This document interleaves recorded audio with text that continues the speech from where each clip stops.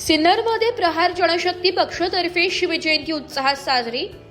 प्रहार जनशक्ती पक्षातर्फे सिन्नर येथे छत्रपती शिवाजी महाराज यांची जयंती अत्यंत उत्साहपूर्ण आणि जल्लोषात साजरी करण्यात आली आहे। या कार्यक्रमाला महिलांचा विशेष व उत्स्फूर्त प्रतिसाद लाभला असून शेकडो कार्यकर्त्यांच्या उपस्थितीचे परिसर दणाणून गेलाय। कार्यक्रमादरम्यान शिवाजी महाराज की जय, जय भवानी, जय शिवाजी तसेच बच्चू कडू यांच्या समर्थनार्थ घोषणांनी संपूर्ण परिसर दणाणून गेला। देशभक्तीपर वातावरण, शिवरायांच्या कार्याचा गौरव करण्यात आला।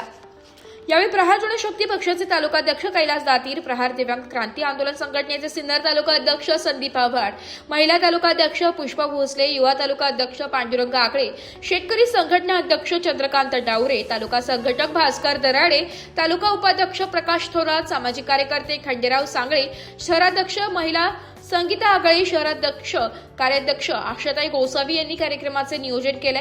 सामाजिक कार्यकर्ते रमेश पाटील यांच्यासह अनेक सहकार्यकर्ते मोठ्या संख्येने उपस्थित होते।